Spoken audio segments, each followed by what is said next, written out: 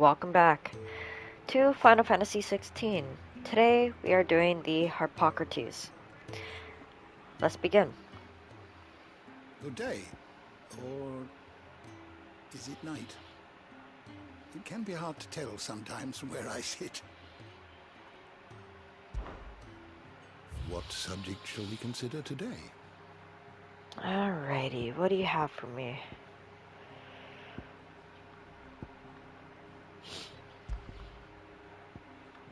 So, looks like here are the characters.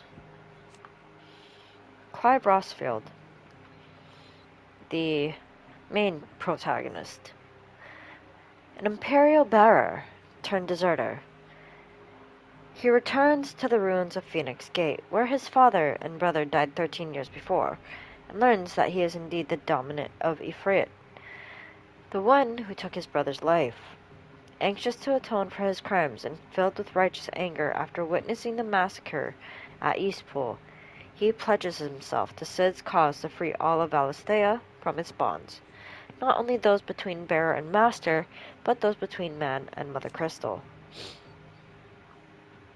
Firstborn son of Archduke Elwyn, ruler of Roseiryu, from a young age Clive dedicated himself to mastering the blade, and his practice paid off when he was appointed First Shield of Roseiryu, tasked to guard the Phoenix and blessed with the ability to wield a part of his fire. Firstborn son of Archduke Elwyn, ruler of Roseiryu, though all expected him to inherit the Phoenix's flames and awaken as its dominant, Destiny instead chose his younger brother Joshua to bear that burden. In search of a role of his own, Clive dedicated himself to mastering the blade, and his practice paid off when he was appointed First Shield of Roseiryu, tasked to guard the Phoenix and blessed with the ability to wield a part of his fire. Firstborn son of Archduke Elwyn and First Shield of Roseiryu, though it was his sworn duty to protect his father and younger brother, both lost their lives in a tragedy brought about by his mother, Duchess Annabella, the Queen Bee, as all may say. 'Cause trust me, a lot of us who have played this game so far, or who have watched this series so far, on my channel, on whoever else's channel that you may see it from, do not like her. And you can probably agree with me on that. Taken into custody by the Imperial Army, he was branded as a bearer and forced to serve as a slave soldier. A slave soldier for the Holy Empire of Sanbrak. Now, in his 13th year of servitude, though drafted as a frontline infantryman, the magical might granted him by the blessing of the Phoenix quickly saw him promoted to an elite squadron of assassins, where he was assigned the moniker by which he is now known. Their latest mission, to descend into the Nysa Defile, where bloody battle rages between the Iron Kingdom and the Republic of Dalmekia, and take the head of Shiva's dominant. An Imperial bearer turned deserter after refusing to slay the dominant of Shiva, choosing instead to turn his blade on his own sergeant. As a force of crusaders closed around him, his freedom seemed as if it would be short-lived until the timely intervention of Cid, a man who shared Clive's desire to see the dominant freed from their clutches. Together, they escaped to Cid's secret hideaway. An Imperial bearer turned deserter who joined forces with Cid to hunt down the second dominant of fire. However, after being drawn into a fierce battle with the Benedicta, dominant of Garuda, the power of the mysterious icon Ifrit awakens within him, and he discovers that the dominant of fire has long been searching for, the one who killed his brother, was none other but himself. An Imperial bearer turned deserter. He and his childhood friend Jill journey to their homeland of Roseiryu to learn the truth of the events that shaped their histories. Their path takes them through the village of Eastpool, where they meet with Hannah Murdoch, wife of the late Lord Commander. She presents Clive with a set of clothes that once belonged to his father. And then we are back to him as he is now, the one that we first read off.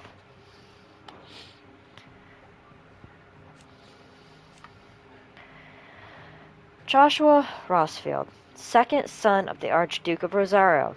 Joshua was appointed heir to the ducal throne by virtue of his awakening as the dominant of the Phoenix. His love and admiration for his elder brother Clive is absolute, and he is only too proud to have him serve as his first shield, his love for carrots less so. Second son of the Archduke of Rosario and heir to the ducal throne. Upon the night of the imperial invasion of Phoenix Gate, the shock of seeing his father slain before his disbelieving eyes led him to losing control of his icon and setting the castle alight. From the flames rose a second icon of fire, whose murderous rampage laid both the castle and the Phoenix low.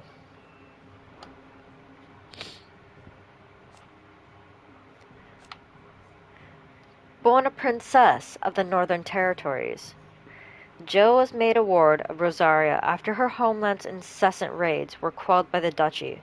She was raised in Rosalith Castle alongside Clive and Joshua, who came to love her as a sister.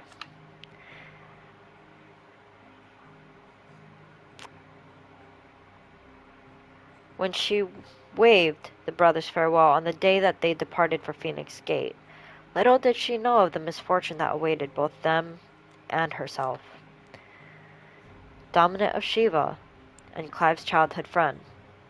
In the depths of the Nysa defile, the two came to blows at the order of the armies that enslaved them. Jill fighting to defend the priests of the Iron Kingdom, Clive obeying the Empire's orders to take the head of Shiva's dominant. Exhausted from her tilt with Titan, Jill came close to falling to her assassin's blades, but was spared at the last moment when Clive's memories of their time together came flooding back. Dominant of Shiva and Clive's childhood friend. In the wake of the tragedy at Phoenix Gate, Jill was taken prisoner by the Iron Blood army that marched on Rosalith and held captive on Air Islands. It was there that she awakened as the dominant Shiva, and was forced to serve as the Crusaders' weapon in their holy wars. After Clive and Cid spirited her away from the battlefield, where she was being forced to fight for the Iron Blood, Jill was placed in the care of the Hideaway's talented physician, Tarja, who nursed her back to health. Finally awake after her long period of convalescence, she sets out with Clive to discover the truth of their past. Clive's faithful friend, Torgal. The two were separated on the night of the tragedy at Phoenix Gate, yet reunited 13 years later in the depths of the Nysa defile. In the intervening years, Torgal not only grew into a fine hound, but met with Cid, who trained him to work as a hunting dog. After meeting with Clive again, Torgal gladly returns to the service of his former master. Torgal was Clive's faithful friend, brought back from one of the Archduke Elwin's expeditions to the frozen Northern Territories, where he was found half-starved and shivering in a snowfield. Having presumably been separated from his pack, Elwin gifted the puppy to Clive upon his return, and the two became nigh inseparable.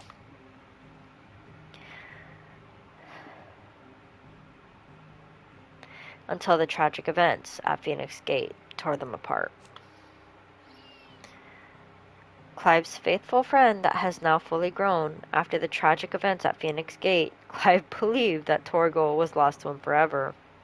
However, their paths were to cross again some 13 years later when Torgal's new master Cid came to Clive's rescue.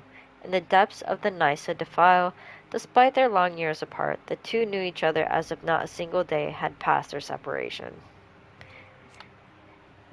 And now he is back with Clive, side by side.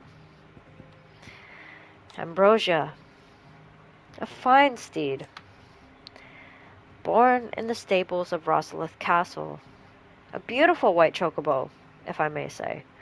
Ambrosia was chosen by the young Clive Rossfield to be his personal steed, and raised by him from a chick. She is a proud bird and deeply loyal to her master, quickly turning her beak upon any but he who should attempt to pet her. Picky, are we? Clive's personal steed. During the attack on Phoenix Gate, she raced to Clive's rescue, saving him from certain death at the cost of an eye, a price she gladly paid. Sidolphus Telamon.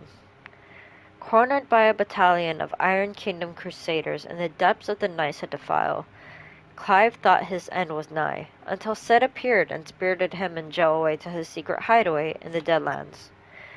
Founder and leader of the hideaway, where he and his comrades labor to liberate bearers and dominants from servitude, a life that Cid knows all too well, as he bears the burden of being the dominant of Ramu, Warden of Thunder.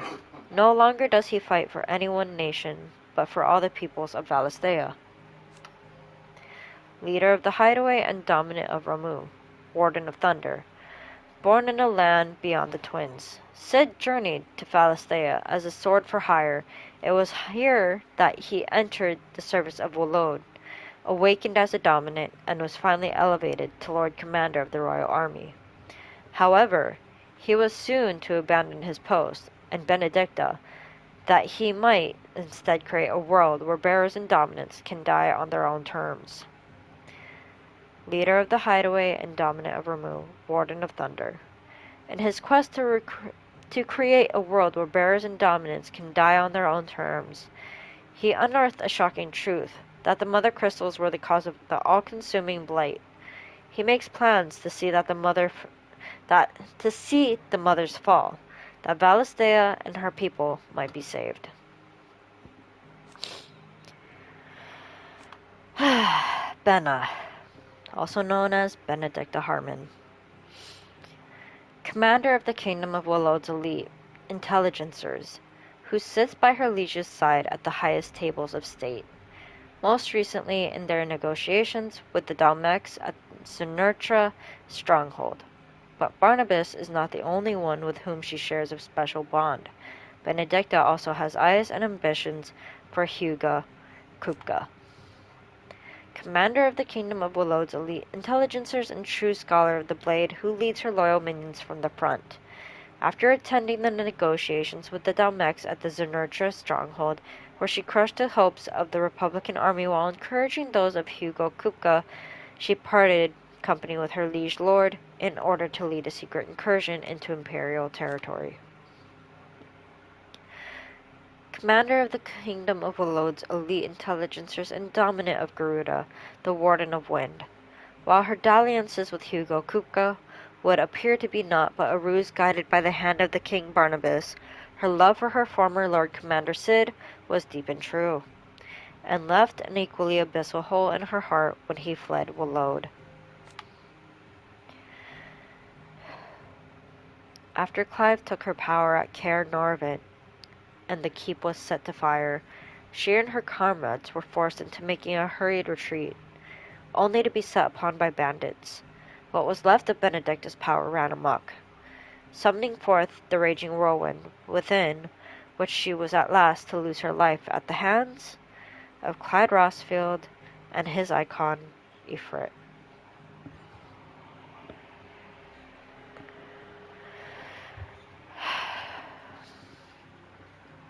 And the fact that she wasn't given a proper burial, but instead her head cleanly chopped off and delivered to Lord Hugo Kupka to set aflame to Cid and everyone else that he worked so hard to save. It's quite sad, really.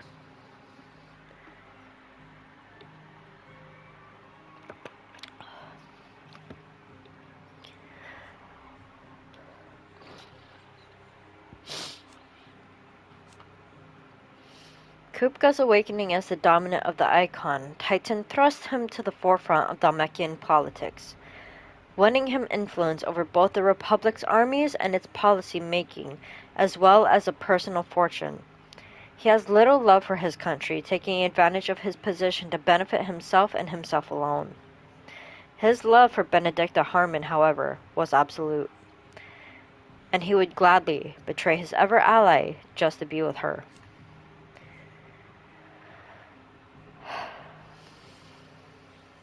Even though she really didn't like him, to be honest. Poor man. A one-sided love.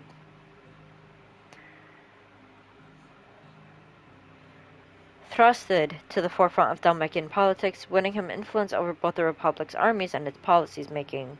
As well as personal fortune, his greatest treasure, however, was always Benedicta Harman. So when a servant of Woloed informed him that his love had been slain by Cid, which is not true, his fury toward the outlaw and his allies knew no bounds. Now this character, we're just beginning to know. Dion Lesage, leader of the Dragoons, the most elite warriors of the Holy Empire of Sunbrook, who are the first to leap into the fray when the Empire finds himself under threat, often literally. Dion is also the dominant of Bahamut, Warden of Light, firstborn son and loyal subject of Emperor Sylvester, ruler of the Holy Empire of Sunbrook, as well as leader of the Empire's most elite fighting force, the Dragoons. Dion is also the dominant of Bahamut, Warden of Light, and has oft been called upon to summon his icon in defense of his countrymen. Most recently in the year of the realm 873, when Odin took to the field against them in the Battle of Belenus Tor.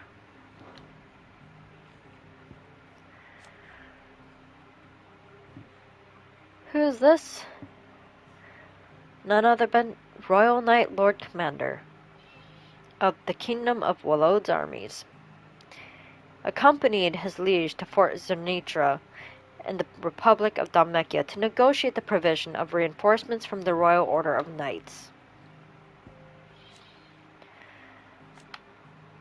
You, King of Woloed, the aloof and unshakable Barnabas Tharmer. First of his name, few can meet his steely gaze without flinching. The King of Woloed and dominant of Odin, the Warden of Darkness. At the Battle of Belenus Tor, he not only took personal command of the royal army, but rode into the fray himself, galloping through the air atop his six-legged steed and goading Bahamut into a duel that shook the skies.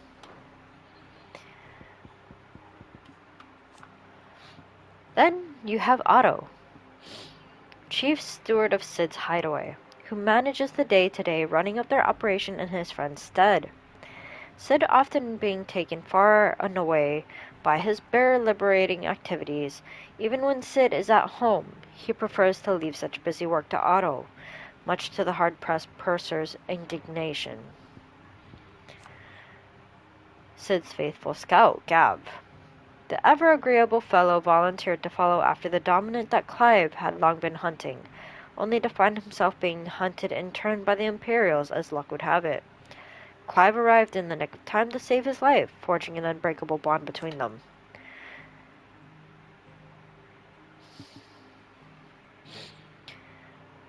He puts his legendary nose to work in tracking the movements of slavers, soldiers, and any other object of interest to the hideaway. The ever-agreeable fellow only too gladly delving behind enemy lines if he can get a good story or two out of it. Tarja, resident visitor of Cid's hideaway. Tarja is an expert in all manner of medicines and medical interventions. Skills are indispensable in their deadland home, where they cannot call on healing magics. After Cid brings an unconscious Joe back to the hideaway from his expedition to the Nysa Defile, she is placed into Tarja's care. Charon, also known as Nan, one of Sid's most trusted allies, a merchant who calls the hideaway her home. With a little help from her hard-working yet long-suffering apprentice goats, she can source whatever supplies the residents of the hideaway need, provided they are willing to pay. She wears a glass eye in her right socket. And then we have Goats, one of Sid's trusted allies, a gentle giant who has a warm word for everyone. Apprenticed to Charon, an ally of the hideaway, a gentle giant who has a warm word for everyone, but is not afraid to put his foot down in the face of injustice. Goat's every waking moment is spent in service to his Nan, and he can do little of his own accord without her express permission.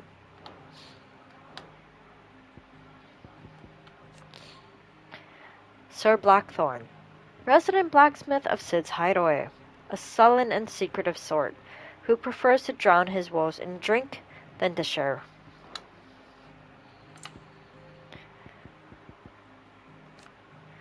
Then you have Sir Harpocrates II Hyperboreos, the hideaway's resident historian whose love for books has earned him the nickname Tomes.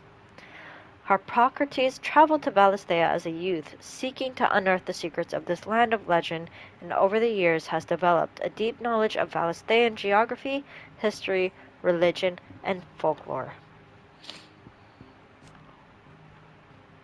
Goat, Otto's loyal lackey, tasked not only with the keeping of the ledgers, but with reading and sorting the myriad reports that enter the hideaway and arranging assistance for those in need. Born a bearer, Goat was kept as a slave to an oriflamme tavern, whose keeper would beat him bloody, after being thrown out onto the city streets as punishment for a minor mistake.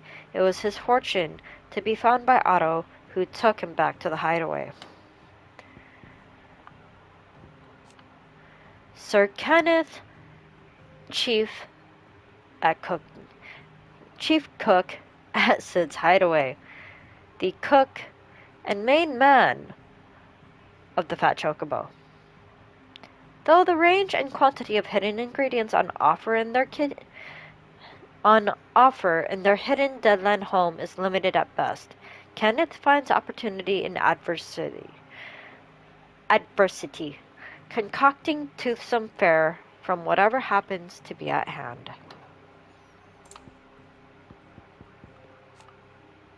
Quentin, the inscrutable landlord of Lost Wings Tavern and the leader of the village. Martha, landlady of the Golden Stables, the tavern at the heart of Martha's Rest.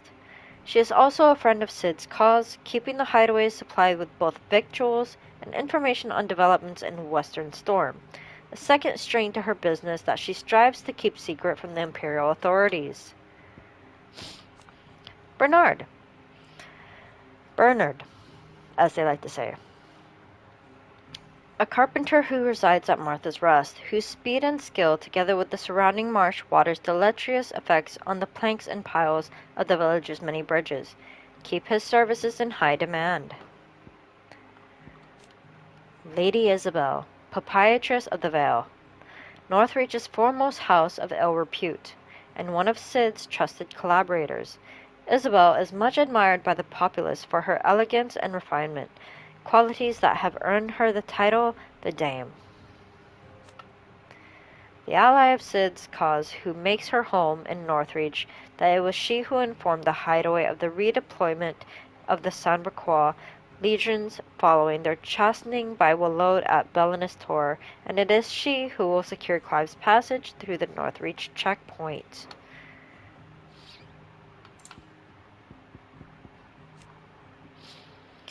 Attendant to Margrace, servant of a man who goes by the name Lord Margrace. Together they travel across the Twins to some unknown end. Spoiler alert, she is the attendant to Joshua.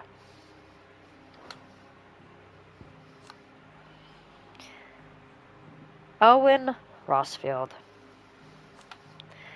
Archduke of the Grand Duchy of Rosaria and father of Clive and Joshua, loved by his people for his steadfast leadership both at home and on the battlefield, which he put to good effect in quelling the rebellious northern territories.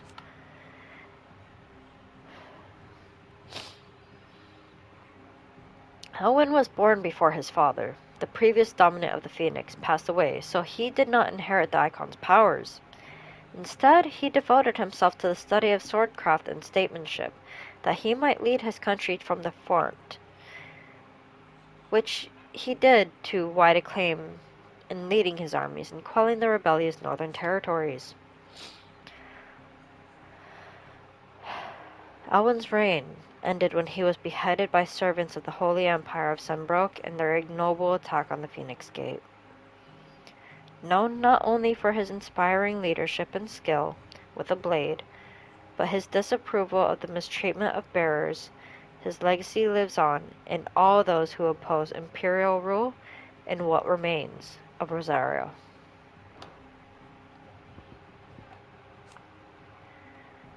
Annabella Lesage, former wife of Elwyn Rossfield, formerly known as Annabella Rossfield, Duchess of Roseiryu, wife of the late Archduke Elwyn, and mother to Clive and Joshua.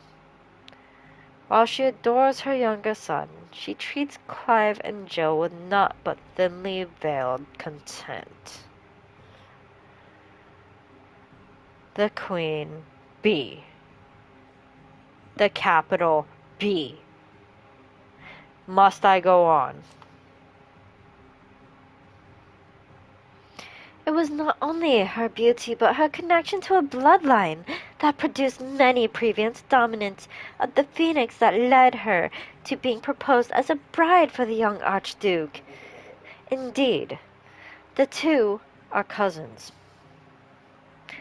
Having known from a young age that her purpose in life was to preserve her Phoenix-bearing bloodline, she dotes on Joshua and scorns Clive. You, milady, have yet to die. I want to kill you. I hope you die in this series, and I hope it is by our hand, because I would love to do so. I would be so happy to freaking get rid of you.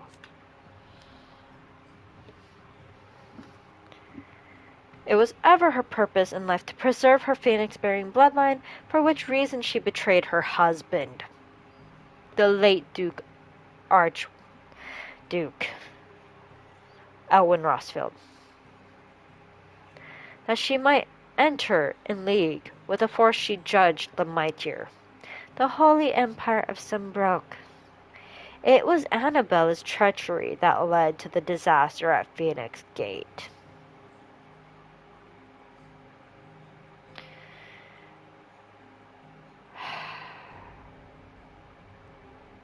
Must I go on?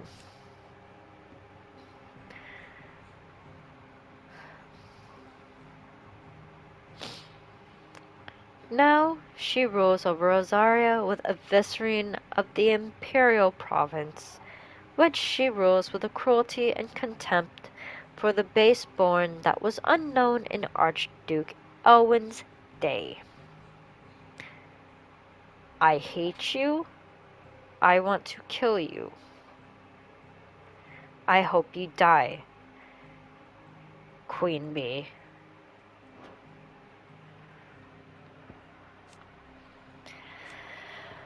Rodney Murdoch, Lord Commander of the Rosarian Army. Not only is he a skilled warrior and loyal guardian of the Rossfield household, he is also a fine tutor. Indeed, it was he who trained Clive in the secrets of swordplay. While he may be a hard taskmaster, his belief and trust in the shields that serve under him make him a much-loved leader. Your time came too early, my good sir. I still wish you were around for this game, but that's okay. At least you played a part in all this. Lord Commander of the Rosarian army, outranked only by Archduke Elwin, who is not only his liege lord, but his firm friend. The two share an unshakable bond of trust, Elwin consulting with Rodney on all military matters. Murdoch and his shields accompanied Elwin and Joshua to Phoenix Gate to perform the rite of ancestral communion, only to be set upon first by Imperial infiltrators. Then a second shadowy icon of fire within whose flames Murdoch was engulfed. When Clive manifested into a Frit during the attack on Phoenix Gate, Murdoch lost his life to the infernal icon's flames.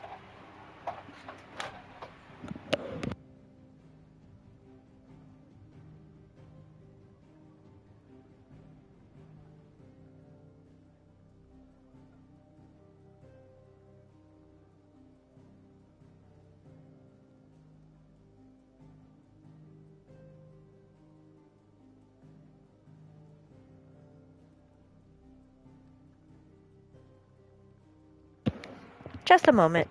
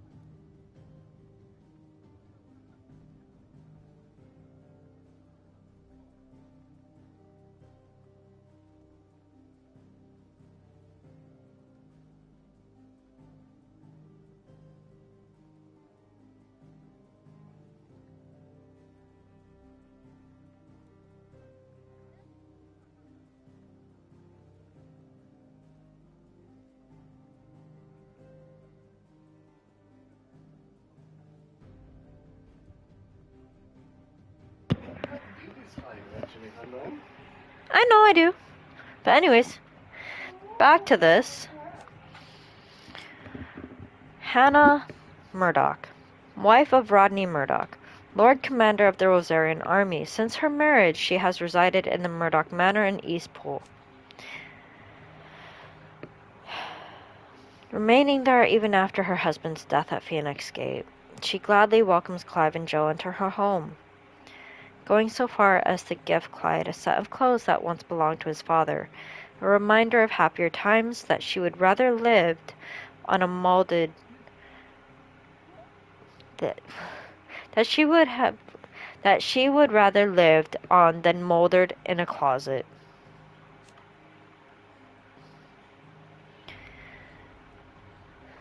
Alas, her time was also to be cut short at the hands of the villainous servants of Empress capital B Annabella.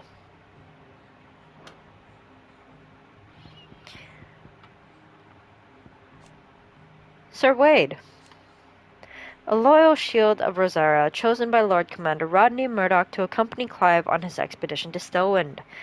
Once but a low-born page, Wade was inspired to join the ranks after a wood pile fell on him, and his life was saved by a young Joshua.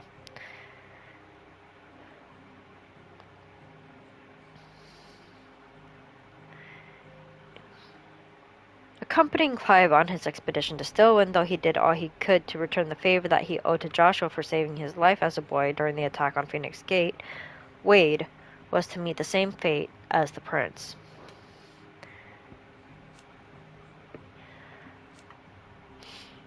Sir Tyler, a loyal shield of Rosaria and scion of a noble family. Tyler followed in his father's footsteps in entering the service of the duchy, rising to the position of right-hand man to the Lord Commander. He was chosen by Lord Murdoch to accompany Clive on his expedition to Stillwind, a level head who could be trusted not only to obey the young Lord Marquess' orders and keep him safe, but to help keep the fiery Sir Wade in line. Though he did everything in his power to assist Joshua and Archduke Elwin's flight from Phoenix Gate on the night of the attack, his years of distinguished service were to come to a close when he was swallowed by the flames of the rampaging phoenix. So, Clive and Joshua both killed a lot of people with their flames as their dominant counterparts. So, Clive should not feel bad for what he's done, but Joshua as well.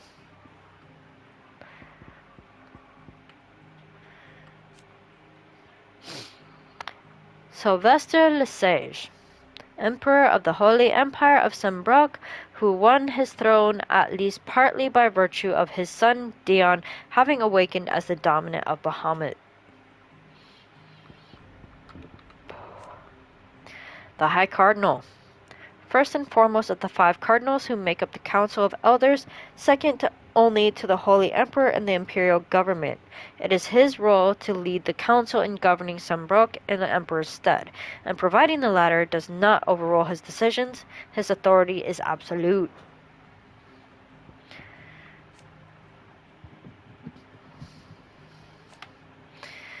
Tiamat, bearer in service of the Holy Empire of Sembrook. Tiamat is leader of the elite assassin squadron to which Wyvern is assigned the Bastards. Their latest mission is to take head of the dominant of Shiva. To this end, they infiltrate the Nysa Defile, where the forces of the Republic of Dhalmekia and the Iron Kingdom are aligned against each other. Though none know his true name, rumor has it that the man now known as Tiamat was born as a scion of a noble Sembrookwa family, and abandoned to his fate after his powers awakened.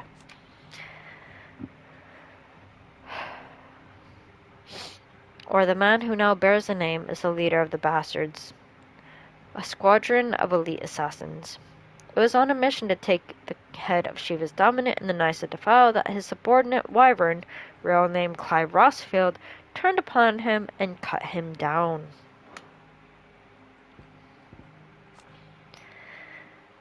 Beast, second longest serving of the Bastards, an elite band of slave assassins in service of the Holy Empire of Sembrook. He and his sergeant Tiamat fought alongside each other for many a year, and Beast trusted him with his life. Alas, there was little Tiamat could do to save him from the boulder that was to fall from the skies during their ill-fated mission to infiltrate the Dhalmekian Republic and take the head of Shiva's dominant. Avis, a branded soldier for the Holy Empire of Sembrook, who served alongside Wyvern, none know his true name. He and his band of elite assassins were tasked with taking the head of the dominant of Shiva, but he was to lose his life to a crusader's axe in the course of the mission.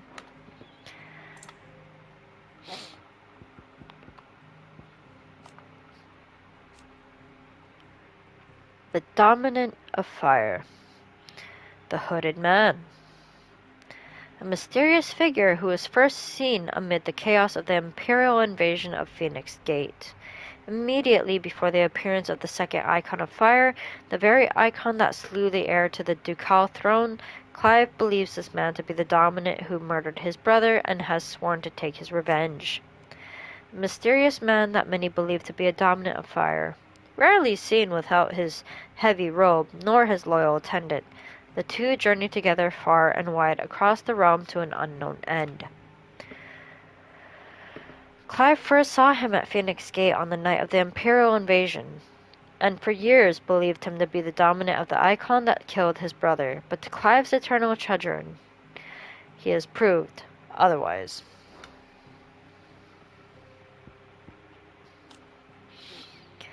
Attendant to the Crown Prince, second in command of the Dragoons, the foremost fighting force of the Holy Empire of Sembrook, his sword remains ever at the ready should anyone be foolish enough to make an attempt on his life of his Lord Liege, Prince Dion. Dhalmekian Chief Strategist.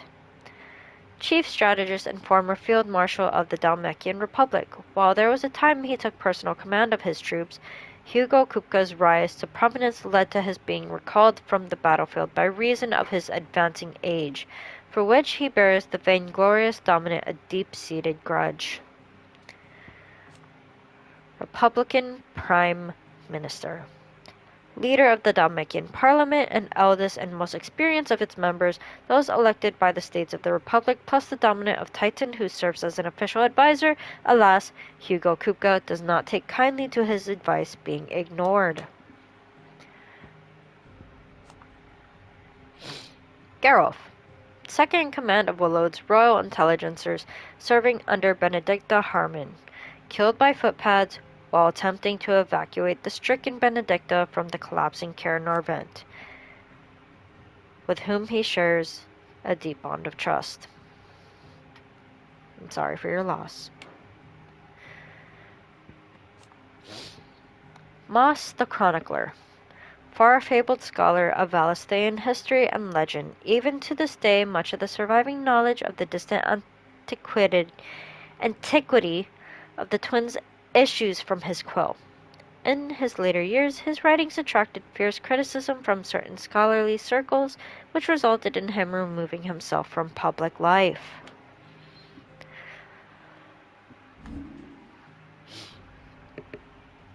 And here we have the lay of the land.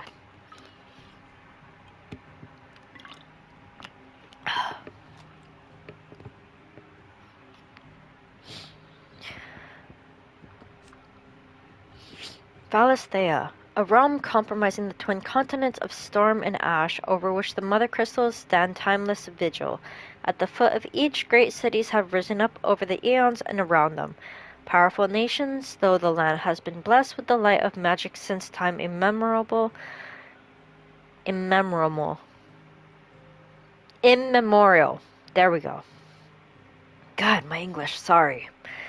In recent years, a creeping blackness has begun to gnaw at its borders, the blight. Storm. The westerly of Valisthea's two great continents, with its frozen northern reaches, its temperate marshy midlands, and the searing heat of the south, it boasts a breadth of climes and cultures not seen anywhere else in the known realms. Sid's Hideaway, a refuge hidden in the blighted lands of Central Storm, from which Sid operates his secretive community of freed bearers, while survival in the Deadlands is widely considered impossible. A combination of near indestructible fallen ruins and considerable ingenuity have led to the establishment of a safe haven where those who rally to their leader's cause are only just about able to eke out an albeit meager existence. Excuse me. A hidden refuge built on fallen ruins in the blighted lands of Central Storm. It is from here that Sid operates his secretive society of freed bearers. So accustomed are most so-called branded to ill treatment at their master's hands that their first experience of something approaching freedom within the hideaway's walls, be it even something as small as a hot meal or a soft bed, can come as a considerable shock.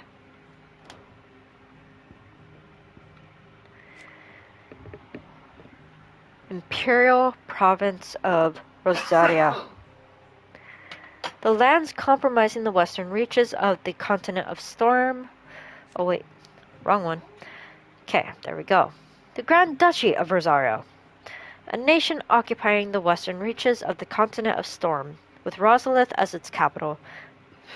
Roseiryu was originally formed from a collection of smaller dominions, all of which now stand united under the banner of Archduke Elwyn Rosfield. Not possessing a mother crystal of its own, the duchy has long been locked in bitter conflict with the Iron Kingdom over possession of Drake's Breath, which lies still further to the west in the midst of the boiling sea. A nation occupying the western reaches of the continent of Storm, with Rosalith as its capital, when the duchy was left leaderless in the aftermath of the attack on Phoenix Gate in the year 860.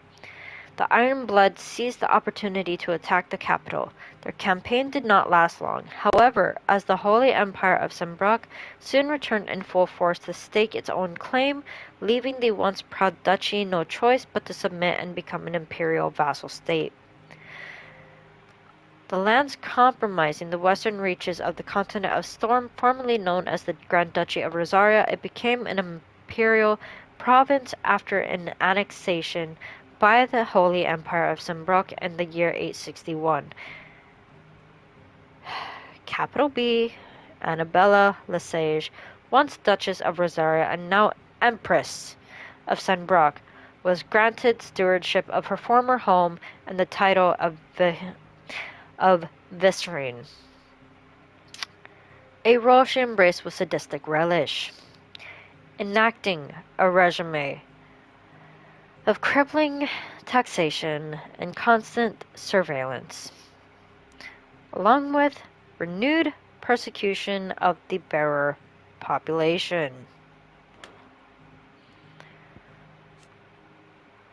Rosalith, the capital city of the Duchy of Rosario.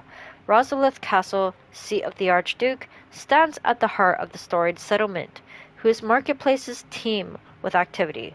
Alas, the encroaching blight has rendered vast swaths of the land to the north uninhabitable, driving refugees south in ever greater numbers, and placing an unbearable strain on Rosalith's all too finite sources. Rosalith Castle. Situated in the heart of the ducal capital of Rosalith, it is from the towering ivory fortress that the Archduke and his family rule their nation, an architectural feat the founder himself would be proud of. The castle has stood since the early days of the duchy and watched over the rise of his proud nation and people who inhabit the city beneath. Situated in the heart of the ducal capital of Rosalith, it was from this towering ivory fortress that the Archduke and his family once ruled their proud nation. A well-armed Sembroquois garrison has been stationed here since 860, when the duchy was annexed by the Empire following the tragedy at Phoenix Gate and the subsequent invasion by the Iron Crusade.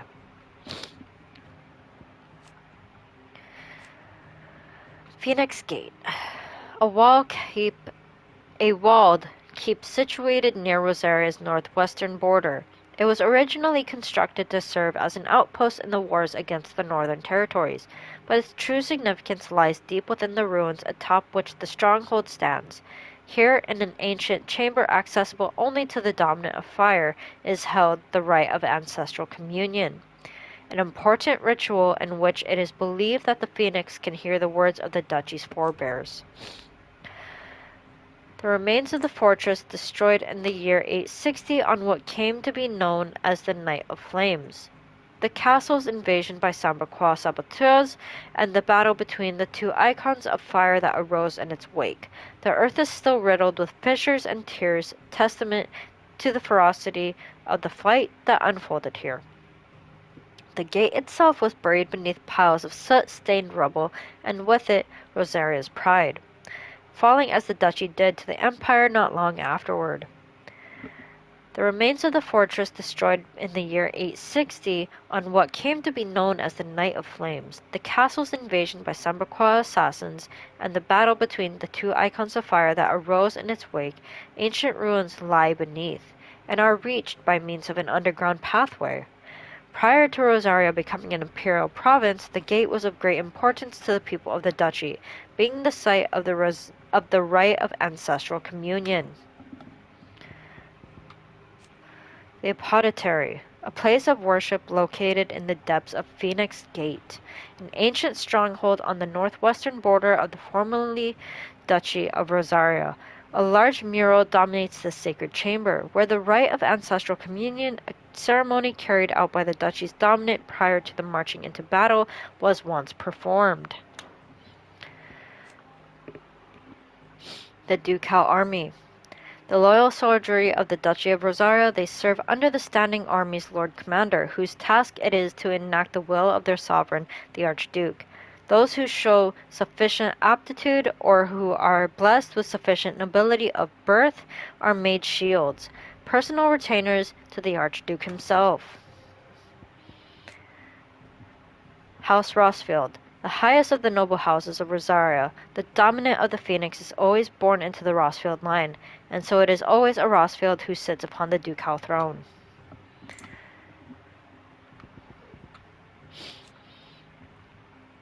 Ducal Loyalists. Those who maintain allegiance to the late Archduke Elwin and work for the revival of the fallen Duchy of Rosaria. After Rosaria was incorporated into the Empire, most swore loyalty to their new vicereine, the Empress Annabella, the capital B. Even more converting after they saw how those who refused to change their allegiances were persecuted. This persecution was to only grow, culminating in the burning of Eastpool by imperial troops on the pretext that their reluctance to surrender Rosalith's bearers to the constabulary proved their disloyalty to the Holy Throne. The term had a different meaning in the time before imperial occupation. Rosaria was founded by the union of several small independent nations, each led by its own noble house. These houses remained powerful even after unification, sometimes leading to friction between the loyalists who argued for the Archduke's ultimate authority and the separatists who pushed for a return to autonomy. Martha's Rest. A small settlement huddled atop a rocky tor overlooking the swampy lowlands of southeastern Rosaria. Sellswords gather in its barracks, hawkers in the streets, while those short on work can be heard singing over flagons of ale from morning until night in the village's eponymous tavern, while the former duchy may want to cheer since being annexed by the Empire. The rest is a rare spot of sunshine among the gloom, and most travelers make a point of stopping over when they're passing through. Glademund Abbey. A clutch of humble stone buildings perched above Sorrowwise Bay. In the imperial province of Rosaria's southeastern lowlands, the abbey was built in order to propagate the Gregorian faith after the Duchy of Rosaria was made part of the Holy Empire of Sambrock, and as such is one of the rare examples of imperial architecture in the region. Eastpool. A hamlet located in the eastern part of the imperial province of Rosaria, it was once surrounded by fertile farmland, but the southward creep of the Blight eventually drove out most of the inhabitants. In the aftermath of the attacking on Phoenix Gate in 860 and the Iron Blade invasion that followed, many fled here, including bearers who had lost their masters. The majority of that population, however, was wiped out in the culling of bearers ordered by Empress Annabella, the capital B, and the village now lies abandoned and in ruins. It was once a surrounded fertile farmland, but the southward creep of the Blight eventually drove out most of the inhabitants. The Purge of Eastpool. The Purge was a brutal attack on the Rosarian village of Eastpool in the year 873. The capital B, Annabella Le Sage, Holy Empress of Sambrock and Vicereine of Rosaria, ordered that all bearers being harbored by the villagers be slaughtered, along with those ducal loyalists who had given them shelter. In the ensuing massacre, Eastpool's population was effectively decimated, and ultimately the village was abandoned. The Night of Flames. The imperial attack on Rosarian forces stationed at Phoenix Gate made under the cover of night in the year 860. Archduke Elwin Rosfield was killed in the fighting, as were his two sons, though the bodies of the latter were never recovered, having thought to have been wholly consumed by the hellfire. The attack was widely rumored to have been facilitated by the traitorous Duchess Annabella, the capital B, although official explanations attempted to shift the blame onto the Phoenix having run inexplicably rampant.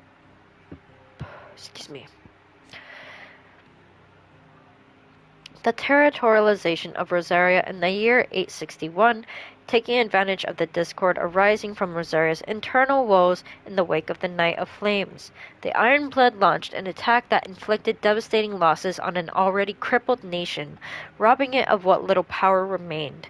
Later that same year, Sambrock stepped in and forced the once proud duchy to submit to one final humiliation by becoming a vassal state of the empire, just as Duchess Annabella and her imperial conspirators had planned.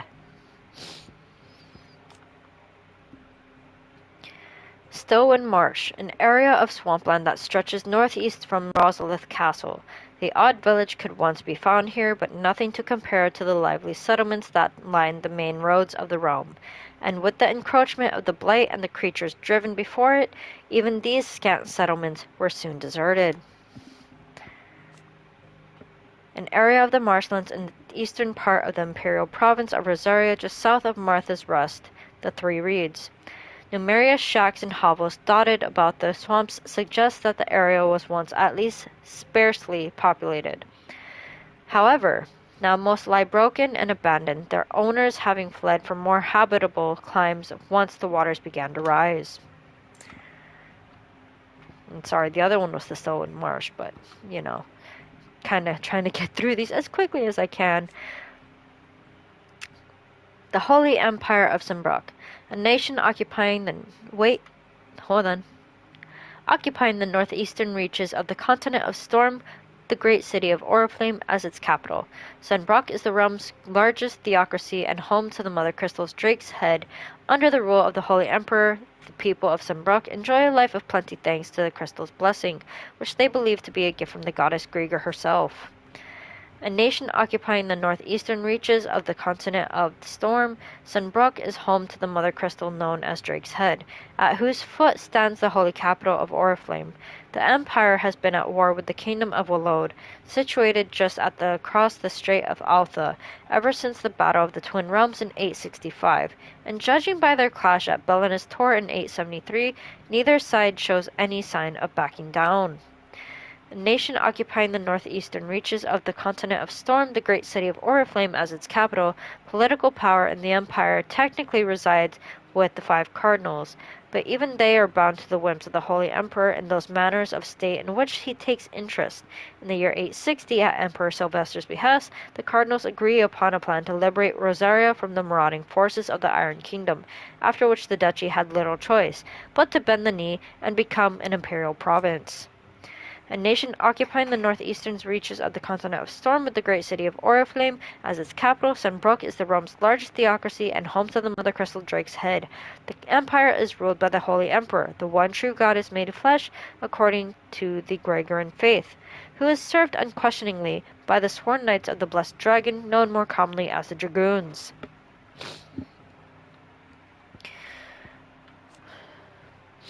The capital of the Holy Empire, Oriflame of Simbrock, located in northeastern Storm on a peninsula that dominates Oilifest Bay, and is home to the Mother Crystals known as Drake's Head.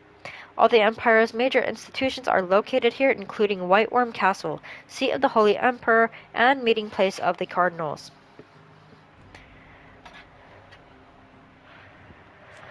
Whiteworm Castle, the towering citadel from which the Holy Emperor of Simbrock rules over the entirety of his demesne, with the Mother Crystal rising above it and the imperial capital of Oriflame spread out below. This ivory edifice is truly a wonder to behold.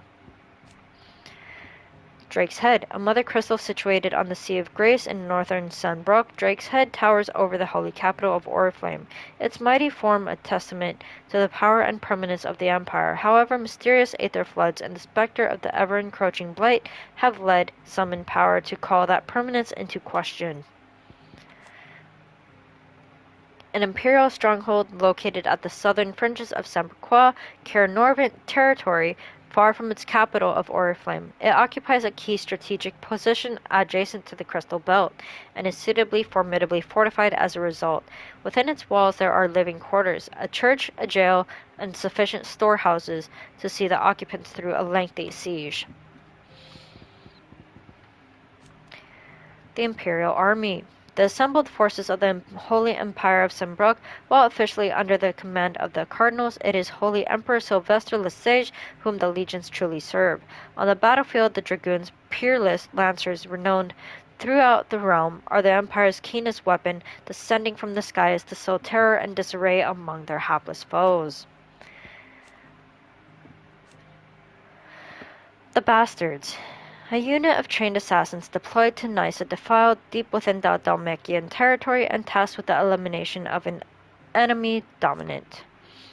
a unit of Imperial Army assassins tasked with taking the head of the Iron Kingdom's dominant Warden of Ice and vessel for the icon Shiva. All of its members, including its leader Tiamat, are bearers, branded men pressed into servitude for their ability to wield magic. The Dragoon. A lance-wielding knight of the Holy Empire of Sunbrook, the Dragoons are trained in a unique acrobatic fighting style modeled after the movements of dragons, which is characterized by sudden thrusts and disorienting leaps and dives. Gregorian scriptures hold the creatures to be divine, a gift from the goddess herself, and so too are their namesakes revered by the populace. The Council of Elders. Advisors to the Holy Emperor of Sunbrook and the highest body of government in the empire, the council consists of 5 cardinals in the Gregorian Church, who are intended to rule in the emperor's stead. The emperor, meanwhile, is expected to serve as a constitutional monarch, but there is little to prevent one who wishes to impose their will upon the council from playing a more autocratic role. The 5 cardinals.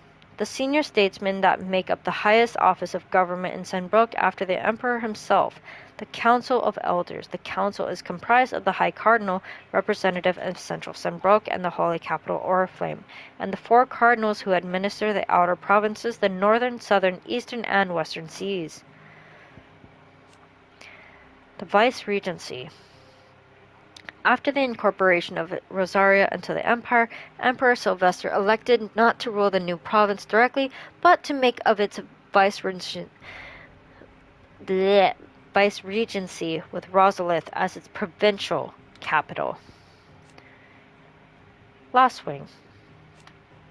A settlement located in central Sunbrook on the northeastern edge of the Great Wood, having initially found prosperity as a stopover point for traveling traders. Excuse me.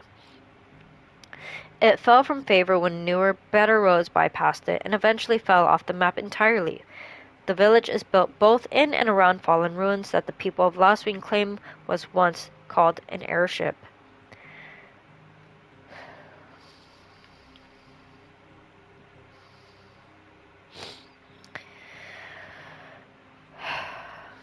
It fell from favor when newer, better roads bypassed it, and eventually fell off the map entirely. Presently, its obscurity serves as cover to mask its burgeoning status as a safe haven for bearers who work through the nearby vineyards for Quinton, alderman and co-conspirator of Sid's, while casks of gauntlet rouge aged in Lostwing cellars provide the village with much-needed income.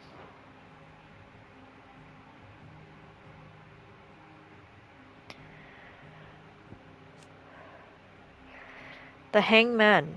Quinton's Tavern in Lostwing. It is very much the beating heart of the village. Not only do the villagers congregate here to eat, drink, and make merry, it is also frequented by traveling traders seeking to load their wagons in the Lostwing's famous wine. Oh, there is plenty more to go. But I'm going to take a break here for now. So this will be part 1 of the Harpocrates. I'll be back. Until the next video.